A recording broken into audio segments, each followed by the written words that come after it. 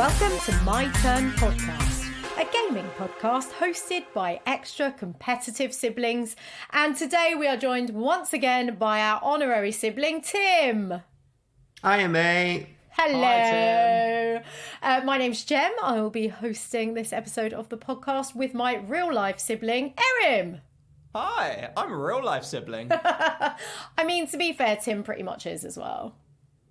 Yeah, it counts. It counts. Through osmosis. Exactly. We might not have come from the same fantoire, but we're famila. We've known each other for a long time. I'm not sure that saying's going to catch on. And I'm on the non-alcoholic beer again, folks. And you're still drunk. And I'm still drunk on non-alcohol. It's a crazy time. So we are going to record this episode today about a game that I think you could probably spend 125 hours on. So what we're going to do is we're going to give you our opinions on the game so far. What is the game, Erin? We're going to be talking about the newest Assassin's Creed Valhalla. All right, yes we are. So this is a gaming podcast. We do games reviews, and we often scantily research them, give our opinions, go in hard, mess around a bit with what we think. And today we are going to just talk about where we are so far with Assassin's Creed and talk about our expectations, how long we think it's going to take to actually beat the game, because it is huge. And yeah, I think let's just get into it, shall we, lads? Yeah, let's do it. Yeah, absolutely. Okay, so always on this podcast, we always start by asking, what is this game in a nutshell? Who would like to do a nutshell summary of Assassin's Creed Valhalla? Tumbleweed. Yeah, well, I was going to say it's a bit hard to describe it in a nutshell as it's so big. But it's kind of like Assassin's Creed. A coconut shell? Okay, a coconut shell. So like an Assassin's Creed go at creating an open world, almost RPG-like version of their normal games set during kind of like the Viking invasion of Britain. Well, once they've established themselves and then them actually taking over, taking over the four kingdoms of Britain, really. Tim, anything to add? No, I mean, I think Erin summed it up pretty well. I will say that Assassin's Creed has been doing RPG for the past two big releases. So Origins and Odyssey were also RPG. This is the 12th installment. So they've been doing it since the 10th. And it imitates a lot of that gameplay. So we would kind of expect it to continue in that vein. And yes, we're in the 870s, if you want to get specific about your dates. Yeah, Tim is going to be our informal history consultant for this episode because you know things about the British Isle history that we don't know. Yeah, I'm a bit of a history nerd on all things.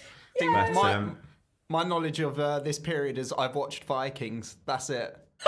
Well, Erin, you could do worse. I've watched all of Vikings. I thought it was a great series, and actually you feel, I think, very comfortable in this environment if you've watched Vikings, because some of the characters carry through, and it sets up the situation in which you find yourself. We actually don't know that much about this period of history compared to some other periods of history in Britain. That's why they call it the Dark Ages, just because we don't have a lot of archaeological evidence. So that I think is probably the biggest departure for Assassin's Creed in terms of its series development, in that we normally have quite a lot to go on historically, and they're fairly historically accurate in terms of where they set pieces. Notably, they've set this in a time where we don't know that much, and I think that reflects slightly on the way they've treated history in this game. That I would say that's the biggest departure.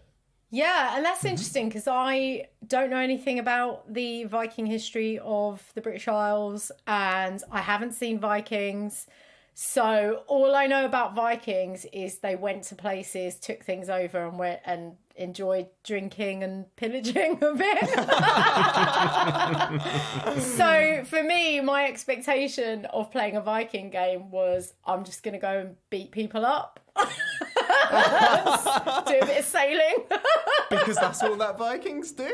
I hold my hand up and say I'm ignorant of Viking culture.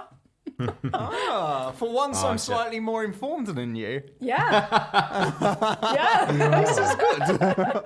You've fallen for the Anglo-Saxon Christian propaganda there, I'm afraid, Jem. I mean, I openly say I'm prepared to be enlightened. I just can't tell you if the representation of Vikings in this game is accurate or not, or anything. So let's dig into our expectations then. It feels like we sort of naturally are. You've played a fair few of these, Tim, have you? Assassin's Creed? How many have you played? Oh, I've played 2, 3, Black Flag, Syndicate, and Odyssey, I believe. So I've sort of maybe played half of the main kind of story ones, because they do come out quite frequently. Yeah. And although there's a big difference between the current one and, say, the first one I played, which was actually Assassin's Creed 2, they tend to have quite small changes between volumes. So you can find if you just keep playing them, it gets a bit samey. So in terms of expectations, I expected it to be very similar in terms of gameplay to Odyssey. I think the other thing in terms of expectations...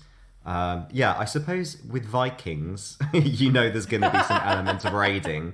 But given that I know Assassin's Creed normally pays attention to history, I was hoping what they would do is pay some attention into actually how complex Viking integration was in Britain. And also the fact that Vikings went everywhere. So we tend to mostly think of them, I suppose, as being in Norway and Denmark and then coming over here and doing some raids. But their culture expanded all the way, as you find out in the game, to North America, Greenland, Iceland, the Mediterranean, Russia, Ukraine. They went all along the Silk Road. They went pretty much everywhere in the Northern Hemisphere. So my expectation was that would become revealed to us over time. And from what I know of the upcoming... DLC, that's what it's going to offer us. Oh, okay. Oh my god, there's more of it. Wow. Okay. We'll get into that in a bit. Erin, what about for you? How many of the Assassin's Creed games have you played? I can't recall. So I've only really played a bit of Black Flag, to be honest. Assassin's Creed, like the whole kind of stealth gaming side of things, I'm not really too interested in. It's only the thing that really interests me, and I'm not going to lie at all. Obviously, I've watched pretty much every season of Vikings, and like everyone who has watched that series, you just get very engrossed with it. So I was like, it's my chance to be a Viking. So I thought I'd give it a go. From seeing other people, because I tend to watch other people play these big games first to kind of get a feel for it. From watching it, it kind of felt a bit like it was going to be slightly Skyrim-esque meets maybe Shadow of Mordor. Yeah, okay. I kind of got that interpretation of it. That was my kind of expectation of it. Cool. And then for myself, I've only played Black Flag and I didn't finish that, but I did watch my partner play all of Odyssey. So I feel like I saw a lot of Odyssey. I saw enough of Odyssey to feel like I didn't need to play it, put it that way. So I'm kind of an Assassin's Creed newbie in a way, or certainly of the newer style Assassin's Creed. So I didn't really have any expectations beyond the fact that it's called Assassin's Creed. Yeah. So I was like, well, I'll be assassinating people. So in my head, I was a bit like, Vikings, assassinations? How's that going to work? So that's kind of how I went going in. But I did also have an expectation of enjoying raiding things and hitting people with axes. So I was hoping for a lot of that. But yeah, I was a bit confused how assassination and raiding went together. Well, there was probably a lot of backstabbing in Viking times. So, Tim, I'm sure they weren't all just let's fight constantly. No, you're right, Jem. Even before this game came out, that was what all the long-term players of the series said, is how do those things go together? How are we going to integrate stealth with Vikings? And I think, as you've seen, they kind of don't. No. They've not only abandoned the need to play stealthily, it's actually very difficult to play stealthily now. Yeah. I don't think the game suffers from that as long as you know that's what you're going to get. I think instead what it tries to do is double down on reminding you that the whole Assassins versus Templars thing isn't just about hiding in a bush and stabbing someone. It's about control and fate versus free will and perhaps anarchy. And those are the kind of two sides that you're really that's what you're meant to be embracing as an assassin, is free will and not believing in fate. And so that's what they try to lean in when they go back to the Norse mythology, specifically focusing on Odin and how Odin's adventures very often are about fighting what the fates have determined for him. Yeah. Well, this is a really good point to go into a bit about what story we're offered at the top of this game. So do you want to just carry on and give us a quick nutshell of the story that we're presented with at the top, Tim? Yeah, so at the beginning we are in Norway. Funnily enough, when you come over to Britain, you're often referred to as a Dane. Yeah. Because to the British, all Vikings were Danes, but they had them in Norway as well. And what's interesting about Norway at this time is it's about to be unified. So prior to this, you've had lots of independent jarls, much as you might see in Skyrim. And they're about to be united under King Harold. Harold, by the way, Harold Bluetooth is where we get Bluetooth from. Oh my God. Technology. I thought that, but I thought I was being funny to myself, and I was like, oh, I wonder if that's where Bluetooth comes from. So because the Bluetooth technology was invented in Scandinavia, and they wanted because it was a cross-platform technology, they wanted to name it after something that was unifying. So they chose Harold Bluetooth because he unified Norway. And the symbol for Bluetooth, which you can see on computer right now, is the two runes for H and B. Shut up. No way. No, that's where that comes from. I learned something, Tim. Well done. Thanks, Bonus Tim. content. You're all right. Anyway, slightly off topic, but we've come at a time where Norway's being unified under a single king. Now, for our characters, this presents a problem because we play Ava, and Ava's sort of adopted brother, or Ava's been adopted into this family, and the brother is due to take over as Jarl. So they have the decision, do you fight back against the whole of Norway? Not at all practical. Do you kneel to the king of Norway, or do you go off and find your own fate somewhere else? And so this is why our character decides to leave Norway and go and sort of start a new life over in the disparate kingdoms of pre-England. And over there, they settle in somewhere called Grantbridgeshire, which is a made-up county amongst all the other familiar counties and surroundings. So you get to kind of create your own homestead and meet all these characters, and you take in sort of strays from all over the kingdoms to come and help build your homestead. So that is where we are at the beginning of this story. And as the story progresses, it's about the tense relationship between Eivor and their sibling Sigurd. I keep saying they, by the way, because you can play either as male or female. And you can, interestingly, in this one, you can decide to change throughout the game as well. It doesn't stick with you as a decision. So it's about that and trying to form alliances as a new clan, the Raven clan, in Ravensholm. You need security in where you are, so you try to make these alliances with the other kingdoms. And in terms of kind of history, that's putting us about 50 years or so before England actually does get united under Ethelred. Right.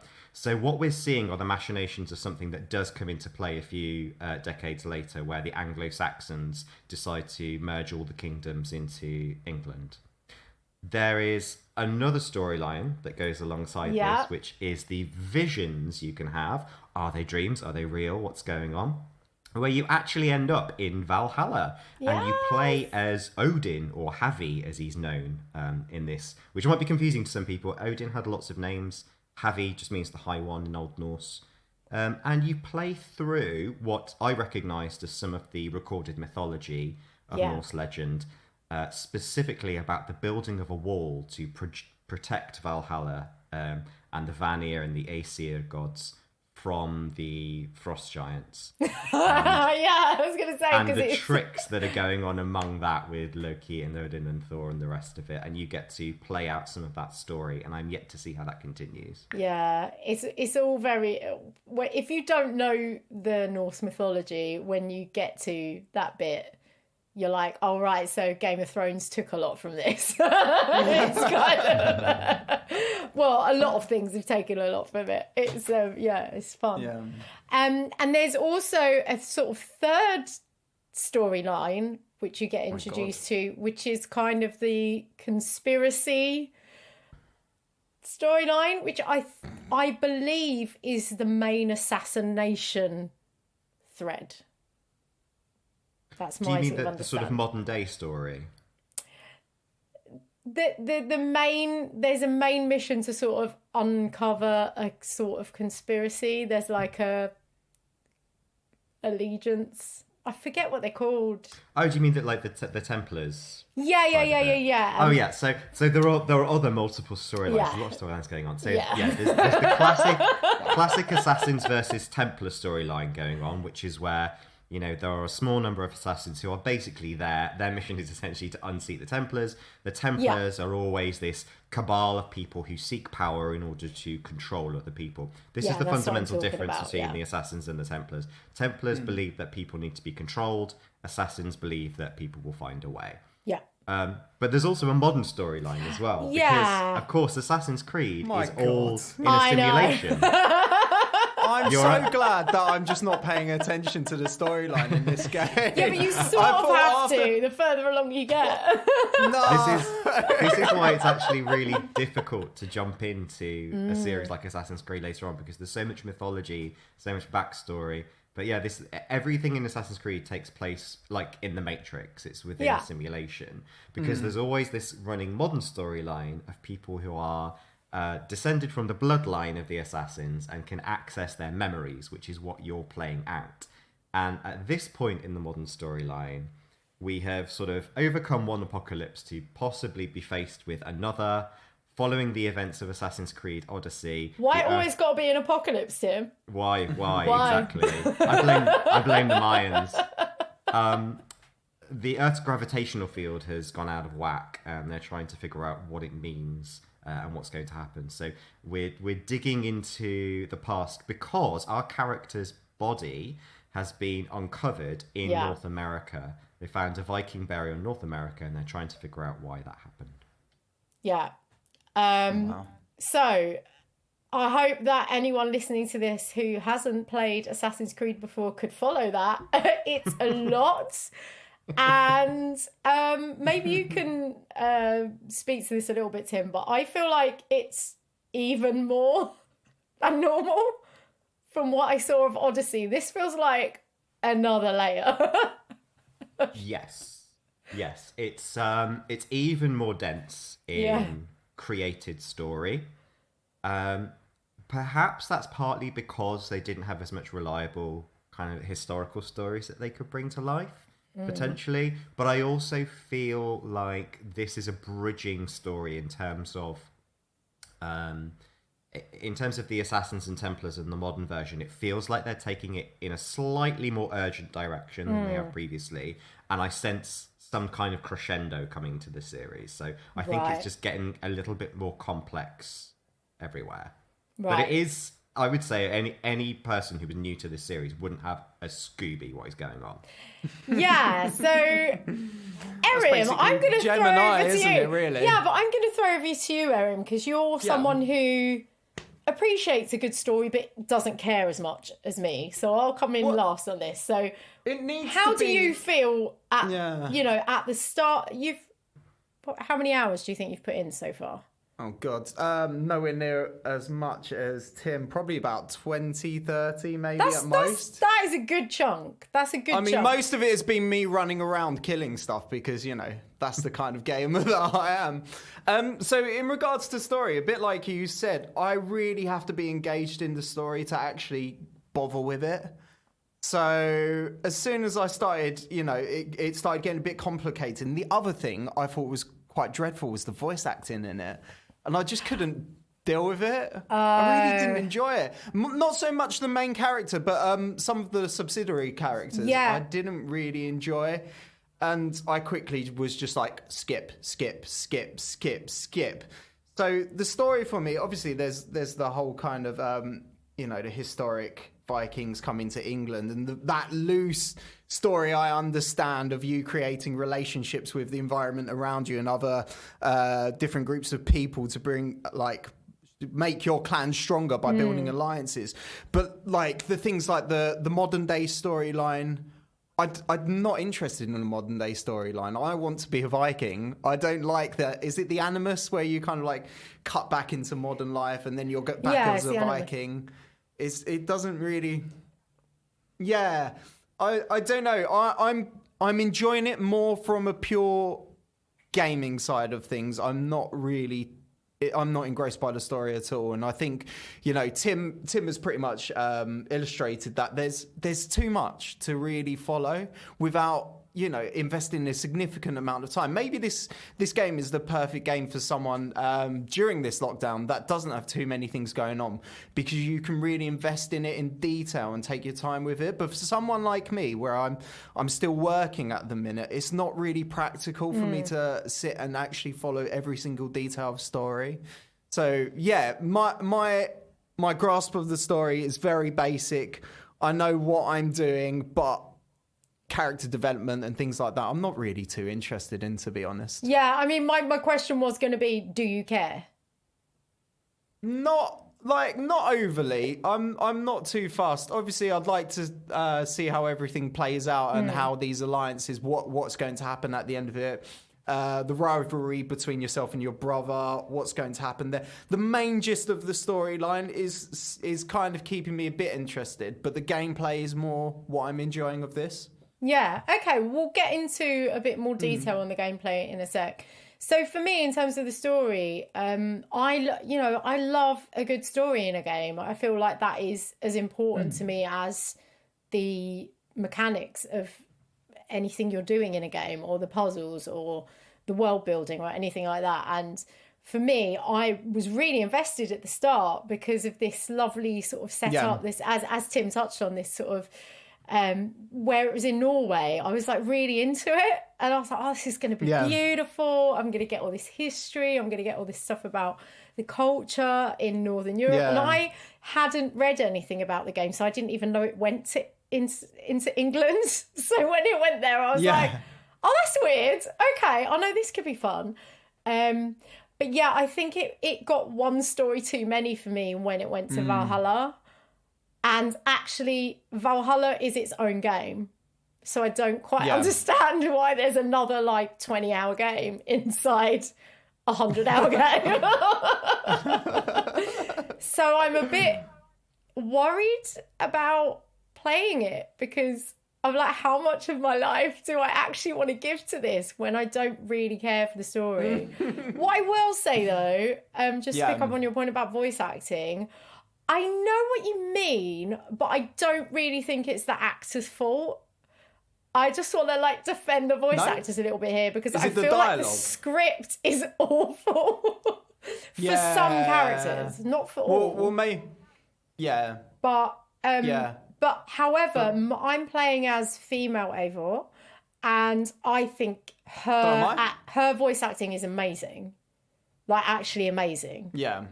It's some of the best voice acting I've had in a game that's quite heavy on action. Even the grunting and the lifting and stuff. Do you agree, Tim? It's really good. I completely agree. I'm really enjoying her voice. Yeah. Just the quality of her voice. Mm-hmm. But there are so many nice variations. To give you an example, she's very straightforward when she's dealing in tense situations, which I enjoy.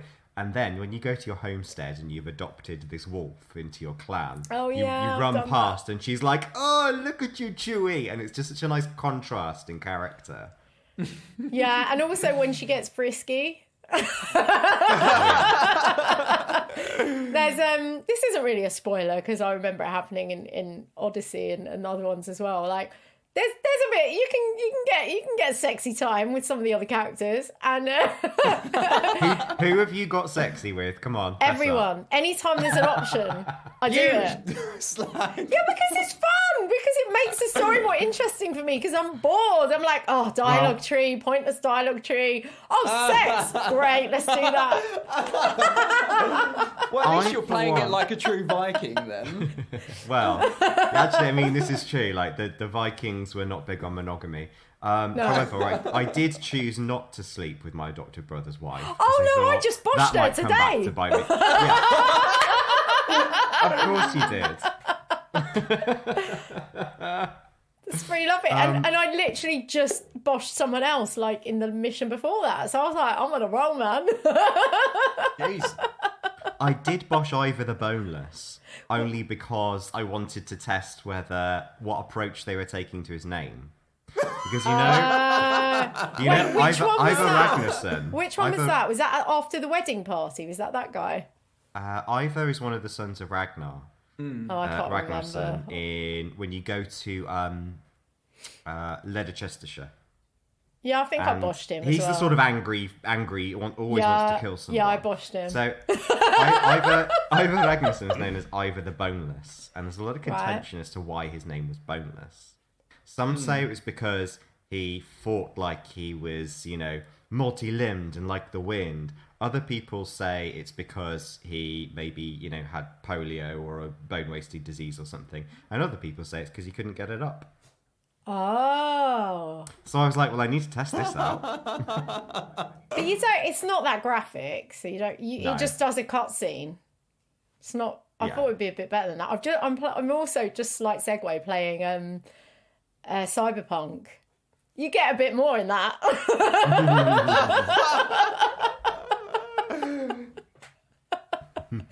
Maybe we should do an episode at some point at all the best sex in video games. Go back and play an old GTA. Do you know, I can already think of what my favourite one was. Dragon Age Inquisition. You get to have some really weird sex in that. Mine's probably The Witcher. Yennefer's hot. Yeah, Yennefer's hot. Yeah. I always remember the witch in the bath. Was that Trisha? Yeah. Did I make that up? Yeah. Anyway. Slight sexual segue.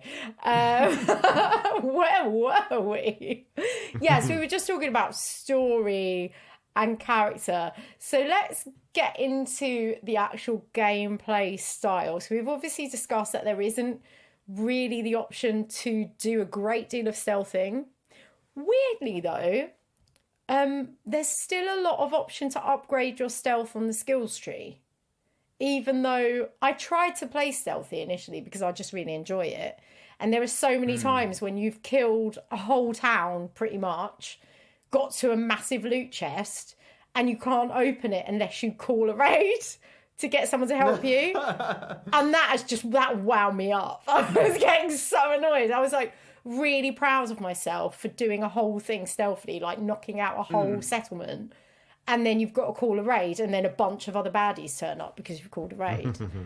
That really annoyed me.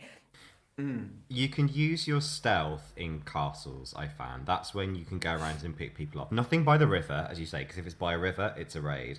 But particularly around London, for example, or in some of the castles, you can go around and use your stealth. But yeah, you can't use it all the time. If it's something by a river, don't bother. No, well, actually, the one that I first did, where I tried to open this chest after killing everyone pretty much everyone anyway, without getting seen, was in the monastery. There's a mission quite early on in a monastery, and there's a massive chest, and you can't open it on your own. And the only way you can get someone to help you is if you call a raid. Yeah, and I was so annoyed. Is it by a river? It's up on top of a hill. All the monasteries are by rivers. That's where you get your raiding goods from. The first monastery that you raid when you arrive is Ulster Monastery. Oh, which yeah. is just a stone's throw from where I grew up in Redditch. It's like 5 miles from Redditch. And then there's another Abbey just along from that, which is Evesham Abbey, which is where I was born in Evesham. My family. And I was like, yeah, I get to raid my homeland. Although I will say the Ulster Monastery is anachronistic. The Ulster Monastery wasn't built until I think the 11th century. But Evesham was around from the 8th century. Are they taking liberties with history, Tim? Ever so slightly. Uh-oh. Yeah. Like I said, there isn't that much information, but I knew that when it came to Ulster. I was like, they're about 200 years too early for Ulster, but I'll give them Evesham. That's all right. Oh, mate. Oh, well, we're glad you're here. History consultant has spotted a woozy. Woozy? Yep. Is that what you call it? Woozy? Doozy. Yeah. Doozies. I don't know. I think you were combining doozy and whoopsie. It was a portmanteau of whoopsie and doozy. A woozy. Let's stick with woozy. I like it. So for you, Erin, someone who enjoys action, killing, pillaging, how are you finding the actual design of the gameplay style? Sorry, how do you mean? As in the mechanics, in the combat, or just everything? Yeah, so the mechanics, the combat. It's not bad at all. I mean, there's a few things that are a bit clunky. Like, say, for example, if you're trying to climb up a staircase and a little bit juts out, sometimes that character doesn't quite go in the right motion, or you have to maneuver around a bit awkwardly. I've had things like staircases not working. I think there's definitely some bug issues in this game. I love the combat. Yes. I love the combat. Again, it's not 1,000,000% polished, but again, like compared to things like Skyrim, which is what I think about when I'm thinking about games that involve Norse mythology, it's a massive step up from just swinging a sword. Like you have that kind of like a bit more subtlety to how you move and stuff and how you fight. You have to different what are they called? I want to say bad guys. What's a better word for bad? Enemies? Opponents. That's the word. Antagonists? Different enemies will but you get like different types of characters. Like say, for example, that you've got skirmishers who are quite quick and you have to, wait for them to attack you and move around them or parry them to attack them. There's a lot of like different ways to fight different bad guys, and I love that kind of stuff. There's more strategy than it's a bad person, let's kill them. I think it's definitely not bad. It's not polished, and as we go through and talk about more about the game, there's a lot of quite hilarious bugs I've come across, especially my horse just disappearing off of the face of the earth a couple of times. I'm not sure how that's managed to happen, but I quite like it. I really enjoy the raids. I absolutely love that when you just like pull up in your Viking longboat and everyone just comes onto the land and you're just battering everyone to death. I love that. Slightly sadistic, but the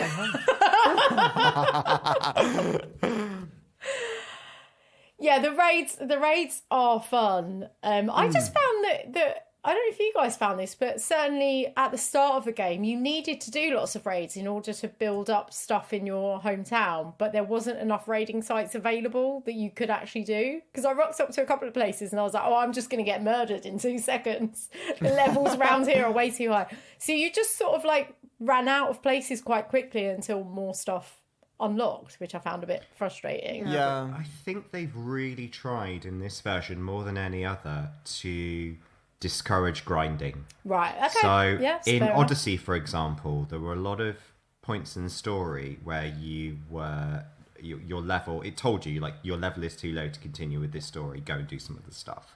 I haven't encountered that in this game because I think they've plotted more carefully.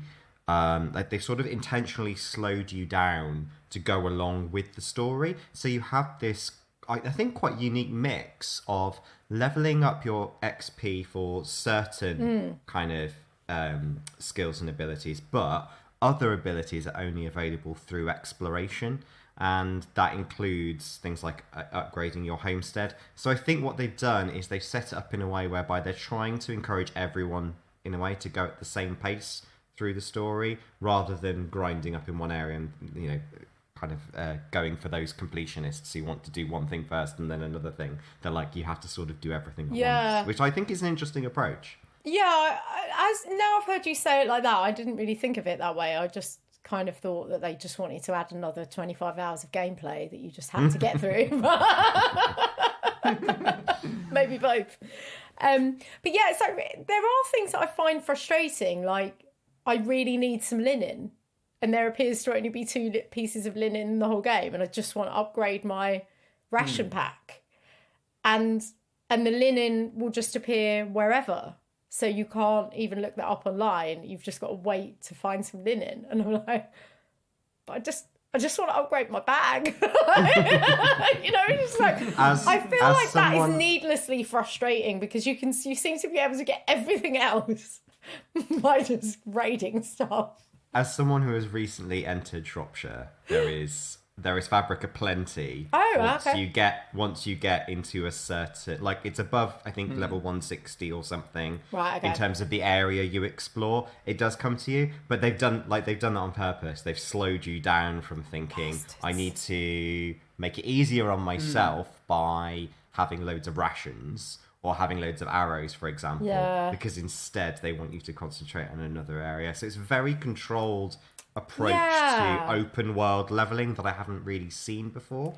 I tell you why I feel like it jars is because of picking up on what Erin said about the kind of the skill involved in fighting different enemies. So it's encouraging you to have a breadth of stuff in your arsenal. So you not just rely on one type of bow. You've got different bows for different things. You've got different swords for different things. You've got different axes for different things, 2-handed, 1-handed. Like, it's encouraging you to have a play with all these different things, yet you can still lean into your preferred combat style, but you can't lean into your preferred open world play style. Mm-hmm. So I think as you're speaking, I'm understanding that's where the disjoint is for me. Yeah. Is that actually I can do some stuff and tailor it to the way I like to play, and then everything else, as you're saying, Tim, is kind of being controlled, but in a game that is disguised as an open world game. It's linear open world. It's almost like we're being faced with the choice of control versus free will. Oh my god! Is this game being made by Templars or Assassins? And that will be the title of this episode. I mean, that is, whether that's intentional or not, that is good and fitting, and I get that theme. So how are you finding the kind of game mechanics and the combat and stuff, Tim? It's so similar to all the other games I've played that I almost don't notice it. Oh, right, okay. Which is, I think, neither a good thing or a bad thing. I think there's a lot of stuff that I don't have to think about as an experienced Assassin's Creed player, which means I pay attention to other things. Like, anyway, am much more interested in the peripheral stuff. The history, going to certain places and trying to remember the Roman names of towns and cities. And when I go there, I'm like, oh, which one is this? Don't look it up. Try and remember, or whatever. So I get to enjoy the stuff I want to enjoy, which is all the periphery outside of the gameplay, because I'm so familiar with it. However, I will say that because there is much more focus on raiding and open combat in this one, I would like to have seen an adjustment in the approach to that, where it makes it a bit more intellectually taxing. So rather than going straight in for a raid, for example, there are battles that happen, actual battles, not just running up and, hitting someone with an axe, but you're going to invade something that's fortified. You have battering rams, etc. Now, the Vikings were renowned for their shield work, right? Yeah. Shield Maiden was a respected position in the fighting that mostly women took. And that's because they had formations, they had a lot of battle tactics, they did it a lot. And I felt like there isn't any element of tactic when you go into a battle. And it might have been more interesting if that was the new the new gameplay element that they added into this, is can you plan an attack? Can you plan a battle? Love that. Rather than just arriving by boat and hitting things. But the thing, I reckon the issue with that is like the programming that would have to go into things like the AI, because even though the raids are amazing, the enemies are just idiots sometimes. They don't seem very coordinated. I still feel like as as far as technology has come, that kind of aspect of it, of, you know, the enemies actually being a little bit more intelligent in their approach and actually, you know, reacting against like different battle tactics, I just can't see it working, especially in a game like this where there are so many bugs. I just think that's just going to be an absolute ball ache, let's say. Yeah.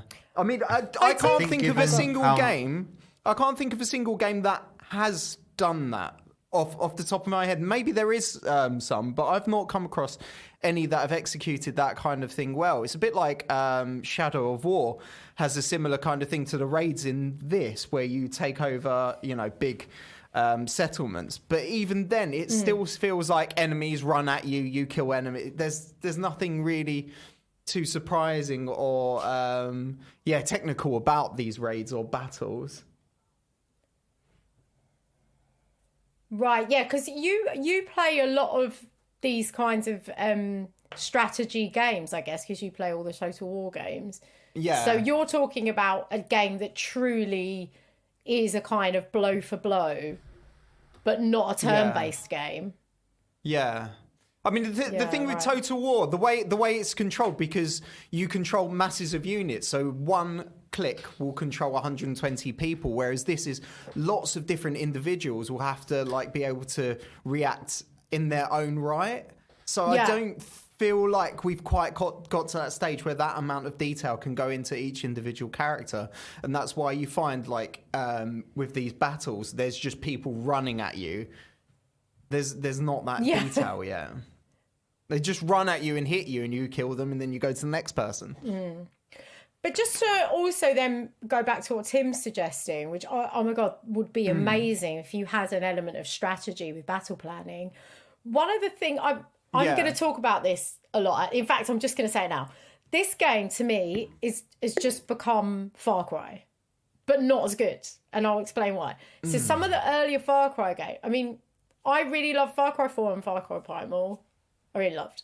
And one of the things I loved about Far Cry Primal is that you could strategize using your animals. So like you could choose where to bombard things, and you could like go over. I mean, you've got a bird in Assassin's Creed, but it doesn't really do a great deal until you upgrade it much later. Yeah. But like in Primal, I loved being able to fly over something. You could flag all your enemies. Then you could choose where to bombard them with various bombs depending on what kind of enemy it was or what kind of distraction you wanted to create. Then you could select which animal you wanted to bring in. So like a bear attracted everyone in the camp, for example. One of the big cats was like stealthy, so if you wanted to pick off one by one. And you could actually look at a place you wanted to assault, strategize, and then plan your assault without even going in. I love that. So when Tim's saying that, I'm like, yeah, I want that, because you've got the bird. I mean, you've got the birds, right? You've got all this. That would have brought a bit more assassination in if you could strategize. How am I going to send my raiding crew in? You know, these two are going to go that way. These two are going to go that way. And yeah, I get what you're saying, Owen. Yeah, maybe that is a very complex thing to plan, but I kind of remember doing it in Far Cry. It's not, yeah, but I guess in something like Far Cry Primal, how many different elements are there? How many different animals are you controlling? Is it going to be hundreds, or is it just going to be like 10? It's like a couple at a time. The same with Far Cry 5 even, like you had the aerial bomber. I mean, I didn't love Far Cry 5 for other reasons, but it was quite cool that you could put a sniper on someone, you could put an aerial bombardment on someone, you had a dog that could go and take people's knees out. Like, I like controlling teams. And now Tim said it, I wish that, because you can, another part of the gameplay that I haven't really got my head around, because I haven't felt like I've needed to use them, is you can hire like warriors, right? Yeah. So I've hired one, but I don't know what they do. Yeah. They just turn up on your longboat, but they don't seem to like have a specific thing that they do at this point. This is yet one of the million game within the games where you can go on river raids. So going on river raids is a completely isolated game from the main game. Oh, for God's sake! Yeah. So nothing you do on the river raid section of the game has any effect on the rest of it. So when you hire someone, It's a separate thing you go on. So it's much like doing the river raids in the main game, except all of the sort of resources and achievements and everything you get is contained within that one. It is fundamentally pointless. And that's what those berserkers are for. That's what that's for. Yeah. Oh my god. But can I sing the praises of one game within the game? Yeah. Which is Orlog. Have you enjoyed playing Orlog? No, I don't know what that is. It's the dice game is that? you play. Oh no, Yes! I haven't done that. Oh my god, no! You haven't played Orlog? It's good. It's another mini game, a bit like Gwent, where you could just spend hours and hours doing it. Because you get little collectibles, don't you? And they change the way that you play. You get like a little special power, and each one's different. Yeah. It's going to be released as a board game before too long. Well, let's get that! I would absolutely play it. It's really good fun. I love the little game within the game. It's a really it's well designed. If Have it you played wasn't The a Witcher, like 150-hour game, I would do that. Sorry, Aaron? He asked if Have you played played The Witcher? Yes, I played Gwent. Yeah, Gwent is great as well. Okay. And generally, how do you rate it in comparison to Gwent? It's Is a it lot better easier. than Gwent? It's a lot easier than Gwent. I enjoy both of them. Gwent, I think there's a lot of different kind of things in play. You have to learn the tactics for different groups, and it takes a long time to build up your deck to take on anyone. Do you know There's what? I almost lots feel of power imbalances, but in this one, you learn it very quickly. It's not as power imbalanced, and there's also more element of chance because it's a dice game as well. So you have to balance a bit of strategy with a bit of chance, and it means that the odds are sort of a bit more even. But you can play it, Gem, in a couple of minutes. It's not a big game. It's just like playing a little dice game. Just to go off at a really random tangent, I feel like we should one day review the best mini game within a game. Yeah, I've just played this game called Into the Woods that has an amazing arcade game in it, and it's so good. Cool, all right. Well, as we're talking about things that make us happy, what is everyone's biggest positive from this game so far? For me, weapons not breaking all the time, unlike in Breath of the Wild. For me, it's the exploration and like just how beautiful the world is and how much how alive it feels. I really, really enjoy that aspect of it. So like I said to you before, even though I've spent 20 hours like playing this game, I've mostly just been running around exploring things. Yeah, it's just really, really nice. And like the recreation of England is just beautiful. It just really is quite immersive and I love it. I could just run around this game for hours, and be well happy. Oh, nice. And how about for you, Tim?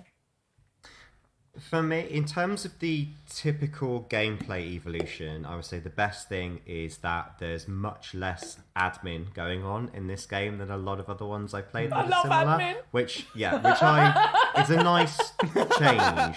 Things like, having to upgrade your weapons every few minutes or change all your outfits and all that sort of stuff. Like, you can just go through it with the same stuff, and I'm quite enjoying that because it means I can concentrate on the other things I enjoy more, which for me is all the history and peripheral stuff. So I will, I'm the kind of player that will go to a new location, pause, go to Wikipedia, read about it, and then carry on. Like, that's how I'm playing this game. So it's a different beast for everyone, I think, depending on what you enjoy. But for me, that's what I'm enjoying the most, is the opportunity to learn more about 9th century Britain. Well, that's nice. For me, I just wanted to pick up on something you said as well about the. Oh, sorry. That's okay. Oh. Cut in. Sorry. Yeah, I've got a bit of a lag here. I beg your pardon. We're still in lockdown, I just wanted everyone. To pick up on one of the things that Tim later. said. Just like in regards to the weapons, like. A lot of these kind of RPG games, you end up with about 28 different swords. In this game, you're not actually overburdened with loot, and I think that's a really good departure, because the amount of times you just have to run back to like a little settlement, sell your stuff off, then go a bit further, and then you end up with another, like, over encumbered and you're not able to move. With this, you come across like several weapons, but you can, if you like them enough, you can upgrade them as you go along in the game, so you don't have to constantly worry about getting the new latest greatest sword or anything like that. And it's so much less frustrating than things like Breath of the Wild or things like Skyrim, or even to a lesser extent things like The Witcher. You can actually just concentrate on playing the game. So yeah, just echoing what Tim said about that there is a lot less admin with this. I love admin, so I'm sad about that. I love crafting and upgrading and selling and working out who I'm going to get a good trade off of. And that sounds rude, but yeah. So I'm really enjoying the sexing in the game. No, no, the thing that is that your highlight? No, I mean that's the only thing story-wise that is making me smile. I think for me the biggest moments of enjoyment in the game are the raids. I really enjoy the raids, and I just have to take it as a separate game, because when I am then trying to marry that with the story and everything else, I'm like, they don't fit together properly in my head. So I'm just like, I'm just in it for the raids. I'm skipping through as much dialogue as I can just to get to more raids. But the other thing I really, really like is Eivor. I think Eivor is a singularly brilliant character in a imperfect story, if that makes sense. I just really like Eivor, and I really like I forgot her name, the voice actress. I just think it's really cool, and she's really badass, and I buy it. Like, I buy the character. I buy that she could kick the shit out of you. And yeah, I'm quite on board for that. But so it's all quite different things, really. So what are the more negatives or annoyances that we've got in the games, if we haven't mentioned them already? Tip? In a way, I'll say the same thing that is what I like about it. Okay. Which is the historical detail. Fair enough. So there's much less detail and some anachronistic stuff that has not been as prevalent in the other games, which I don't enjoy that aspect of it. I like to learn, and I feel like I've done a lot of my learning in this game out of the game. So the same thing that I like is also the thing that has bugged me slightly. And I won't go over it again, but the same thing I said about the battle tactics, I feel could have been a new element to freshen it up a little bit. With the Viking style, seeing as stealth isn't really a thing. I think they should have just gone the whole hog and gone, do you know what, let's just admit that this is not a thing and do something else instead. Yeah, amazing. 100% agree with that as well. Erin, for yourself, what are the niggles and negatives? So there's it's more, I'd say more niggles than like any like gaping negatives at all, really. Just sometimes some of the bugs that happen during play are a little bit jarring. The movement doesn't feel as slick as it could be. Again, the story's just there's far too much. There's far too much to take in. And I think you could easily become at risk of losing interest in the game. And like you said, you can easily sink about 150 hours into this game, and it can be quite overwhelming. I mean, especially if you're someone who's new to this franchise as well, I can imagine you just getting completely overwhelmed and disinterested in it. You need to invest a lot of time into this game, and like, I guess that's a positive as well, because if you do really like to invest a lot of time, then this is a game for you. But if you're a bit more of a casual gamer, then this isn't really going to be for you.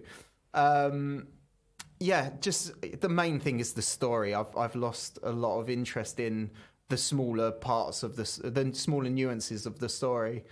But I mean, it's not major, because I mean, I'm still like quite happy to go back into it and just play like a few hours without having to read into too much. The raids and the killing and all that stuff is so much fun that it's easily overlooked for me. Yeah, it's just kind of getting through all the fluff in order to get to the next fight sequence for me. Anyway, so for me the biggest negative is just it's just too much. And I personally already know I'm probably not going to finish this game. I just have other games I want to play more. I'm going to play a bit more. Is that a massive thing for you though? Do you feel like the need to complete games? Because I've now got to the point where to enjoy a game, I just need to play it. I don't necessarily need to feel what I need to complete it. Like when we were talking about Red Dead Redemption, I got so far into it and I've really enjoyed it, but I don't feel the need to complete it. And maybe this is another one of those. See, Red Dead, if you didn't complete the main story before the epilogue, I feel like you've missed a really beautiful moment of storytelling. That's my opinion. Because I think that they did something in that game that I've never seen done before, and I found it really moving, and it was kind of a gut punch because I didn't know that it was coming. Tim's nodding, so I think you played that. I thought it was a really brave. I agree, but I feel that about stories anyway. I mean, unless I'm really not enjoying something, obviously I'll give it up. But no, I'm a completionist. I want to know all, or I want to know all the things. Yeah, all of the things I want to know. You're not a collectibles completionist like our other brother. No. But in terms of the actual story, you will see it through. Whereas I do, apart from on the odd occasion where I've made a conscious decision that I don't want the outcome. So like Fallout 4, I got right to the end and was like, I actually don't want to know, because to me, the world was such that I didn't really want to leave it in any other way. Like I don't know if that makes sense, but I put a lot of my life into that game. What other one did I not complete on purpose? I can't remember. There's another game with a similar thing where you just have to make a massive decision right at the end, and I was like, you know what, I like the game now, so I'm going to stop now. But that was like, I think it's only twice when I've done that. But that's different to not wanting to see a game through. I like to see a game through. I don't always get there very quickly because I'm like, oh, there's another shiny light over there, another game, I'll play that for a bit. And then, oh, there's another shiny light over there. Like, I'm easily distracted, put it that way. So this game for me, the biggest, just to bring back, the biggest sort of downfall is just there's too much of it and I'm not in any way invested in it. Even though I like Eivor, I don't really like anything else enough. And there's so many other good games and I'm already playing so many other good games. That I just don't know that I'm going to give much more time to it. I'll do a bit and then we'll probably sell it. Because Alex, the other thing is my partner's completed it and I saw not the very end, but the bit before the end, and it just wound me up. So, but it won't wind you guys up. It wound me up for a specific me reason. But yeah.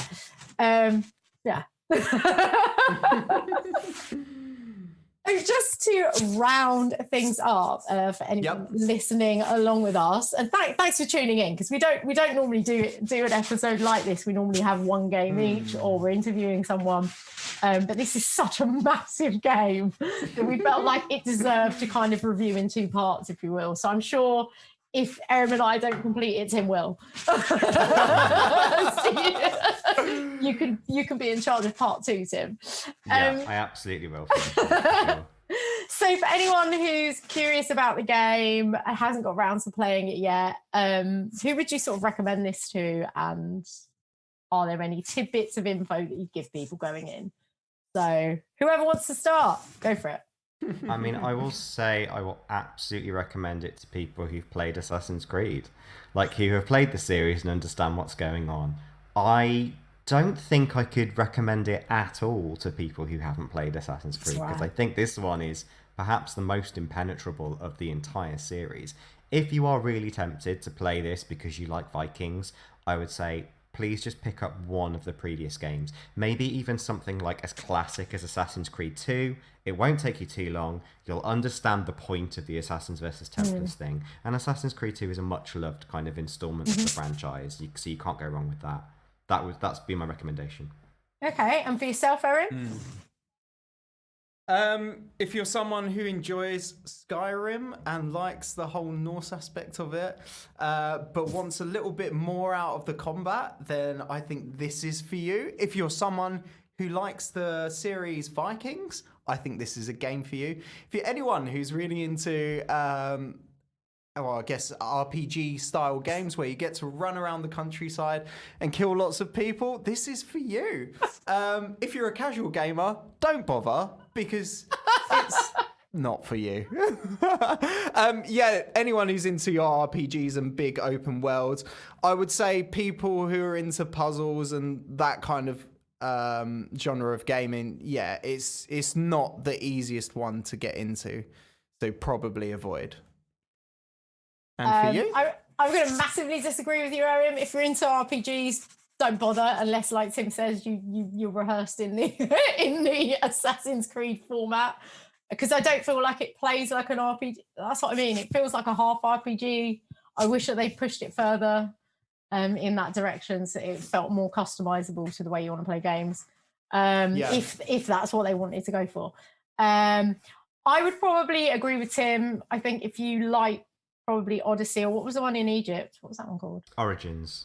Yeah, if you liked either of those, probably having watched Alex play some of those, they feel like and a continuation in some way, with a bit less history, as Tim said. I don't know how highly I would recommend this to anyone else either, to be honest, because I'm not loving it. But I mean, let us know what you think, because you might be loving it. And it was kind of the big pre-Christmas game, so I feel like a lot of people got it for the next gen of consoles. So it'd be really interesting to. I mean, in fact, 2 of us are playing on a next gen console. Is it worth? Mentioning the difference? Yes, 100%. So just off the bat, I'm playing on an Xbox Series X, as is Tim. Erin, you're playing on a PS4, right? PlayStation 4. Yeah. Yeah. So I started the game on an Xbox One X. Did you start it on the Xbox One, Tim? No, I just waited for the latest, the Series X, because having played previous Assassin's Creeds, whenever you decide to change location, oh my God, you start it and then you go and make a cup of tea and then you come back and you're ready to start again. So I knew I wanted to wait until I got the new machine, and I'm so glad I did, because it makes it so much faster and more immersive experience. Yeah, sure. That choice you made, Tim, was utterly correct. Having played the game before the next gen console and after, like I can't scroll on my phone every time I do a fast travel. In fact, the term fast travel was a joke. You were actually better off getting on your horse and riding somewhere. You were going on fast travel. So yeah, playing on an next-gen console is really cool. Do you know what? The first few times I started playing this and was loading, I thought the game was actually broken. I was really concerned because I'd never played any of the other Assassin's Creed game, and I wasn't aware that loading screens would ever take as long as that. But it's quite, it's not great. It's not great, and I think it's well worth playing on the newer generation of consoles, because it seems like it's almost instant for you guys. Yeah, pretty much. So yeah, that is definitely a kind of added note on a recommendation, that if you've got a next gen and you want to check it out, that's the time to do it. Or if you've ordered one that hasn't come yet, just wait for the next gen, because it's a long game and it will be a lot longer with an older generation console. Cool. All right. Can I tell you, Jem, just one thing about the Viking invasion of Britain, just to sort of sandwich your ideas of what the Viking invasion was at the beginning of the episode. So, although there were raids of monasteries and there were, battles between the Anglo-Saxon rulers, one of the reasons why Viking settlement in Britain was so successful is because the general population weren't that opposed to them, because they were so hot. So what you're saying is the boshing allowed. It's an integral part of the Viking integration into Britain. So, to give you some reality facts to that, that's amazing. They actually bathed. They bathed regularly. They combed their hair. They took a lot of pride in their appearance and their cleanliness, which Anglo-Saxons did not. No. And so, imagine you've got the choice of a smelly, unbathed, sort of clerical Anglo-Saxon who's all about God and demeaning women, versus a clean, long-haired, fresh-smelling, buff Viking man who comes along and thinks that women have the same rights as men. Who are you going to choose? Yeah. I'd choose a shield maiden, probably. Yeah, there were some very renowned shield maidens as well. They were a lot more liberated in many senses. But I just wanted to put that out there although I'm not saying the Vikings didn't, glorify battle, because of course they did. Their success in integration was much more about them being appealing to the general population. Oh, the moral of the story is consent is good, guys. Consent is great. Go in and say, how'd you like this? And if they like it, they let you take over the village. I mean... Yeah. I think that's what we're saying. Well, that wraps things up nicely. Thank you so much for joining us again, Tim. Thank you. My pleasure. For being the historical correspondent or the history correspondent. Wait. Let's say history. Historical makes me feel like I was personally in the past. I've been and gone. We all were, technically. But...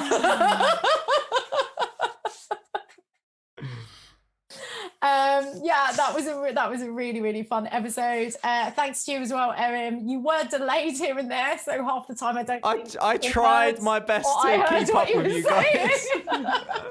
But you, the audience, won't notice that because we're recording separate audio, so it will all be We'll seamless. use magic. So I probably shouldn't have even said anything, but hey ho.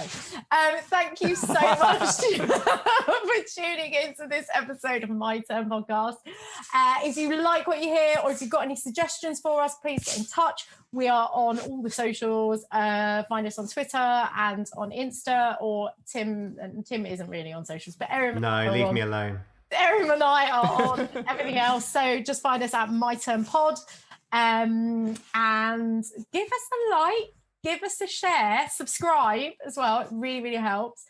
And give us a really nice 5-star review on iTunes, please. Do it. And thank you. Otherwise, we will send a Viking to your home to invade you. I think that's I think that's encouraging them more than anything. That's what I mean. Well, maybe it'll be a reward. Why not? Thank you very much, and you'll hear us next time. Bye. Bye.